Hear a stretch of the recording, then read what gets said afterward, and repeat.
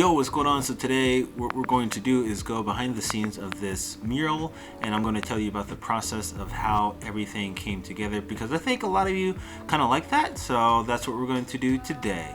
And it all started from an email that popped up in my inbox, and it's basically from the Arts Federation in Indiana. Trisha reached out to me and talked about, hey, we would love for you to come out to paint this building. She included pictures and everything. And one thing that I always do is do some background research based off of what they said. So I went to the website and really seemed credible. They did programs and projects with muralists, and then she mentioned Wabash Walls, and I saw a couple of names that I know as well. So I was like, okay, this is someone that's legit. So I then sent images of my work and everything, and then we started talking logistics, like budget. The budget was $7,500, and they'll pay for the flights and hotels and lodging and food and all this other stuff, and paint supplies, everything that I need. So that was pretty good. Because this is a non-profit, usually something that size would be a lot more, but I saw this as an opportunity to create work in a place I never created work before, and so to leave my stamp in Indiana. So this is more about the opportunity to create work, new work in places I've never been, versus the financial part of it. And after that, it's all about just getting the flights and details and everything. And this was a quick turnaround time too. And to save time, I usually keep an Excel spreadsheet with all my paint orders and quantities of Montana gold, so it was easy just to grab that from my Google Drive and then send that to her. And after that, then it's all research, so trying to figure out a design I want to do. And so when I did research, I learned about the Miami Nation of Indiana, and I really wanted to do something historical and community, so this is what I decided. And they had two individuals that were local, Sally Tuttle and Robin Williams, helped me out in getting everything accurate in terms of telling that story visually. And the first day's itinerary was flying in and meeting the subject who I was going to paint at the wall. And when I got to the wall, it felt a little bigger than what it was pictured as, but you know, no biggie. But one thing that I did see was this cable line going from one side to the other that was in the way. That would definitely cause a problem when it comes to sort of going up and down the length of the wall. So now I had to figure out whether it was a cable line or a power line, but it ended up being a cable line. And basically I would have to sort of go over the cable when trying to get to the top, and under the cable when trying to get to the bottom. So I would have to swing out and back to the wall to sort of navigate it accurately. Knowing stuff like this beforehand is important, because this stuff adds hours to the process, because now I have to navigate around obstacles.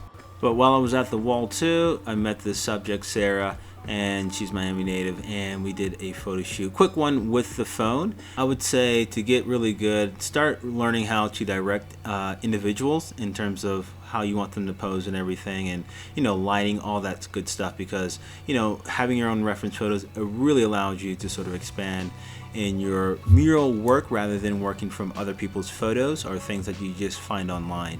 So Sarah was great, and when she talked about a pose of looking up into the sky to sort of reconnect with the ancestors, that's the one I was like, I really have to do that one, and it sort of tells the story about those ceremonies. So after that, basically the next day, that's when I started painting, and wanted to make sure that everything was prepped and put plastic down, because I don't want to spill paint, and I spilled paint, and I'll show you that later.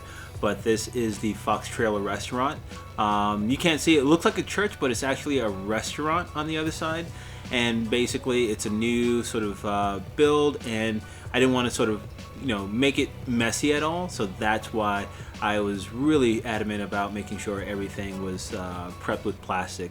One thing I did recently was invest in this Graco Magnum Project Painter Plus, mainly because you can take off the stands, and it's small enough to where it's like you can put it in a carry-on. And I did the entire wall with just this sprayer too, so it's really powerful, but it's really mobile and portable.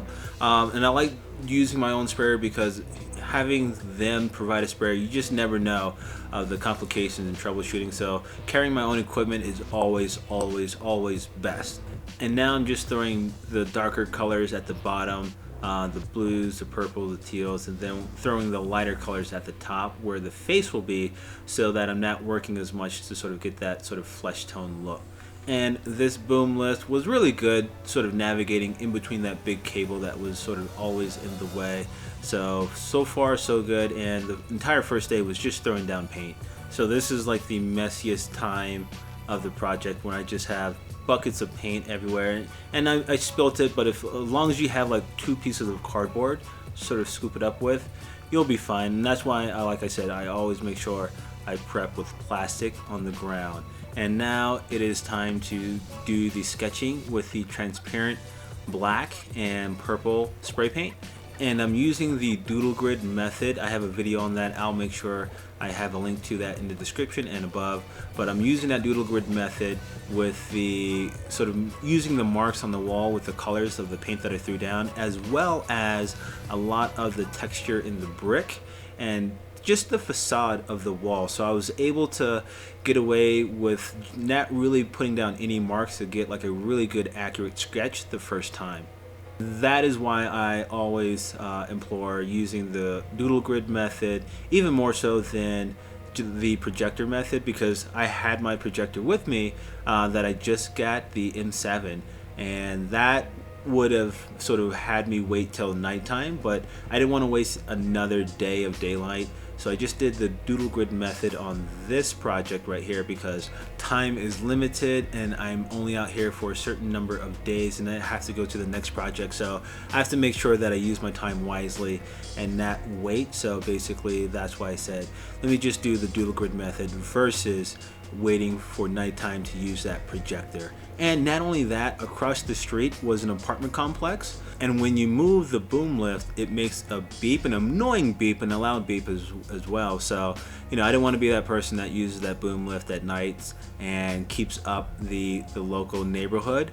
And that's why I was like, you know what, let me be as less annoying as possible, because I'm already taking up the street as well and the sidewalk.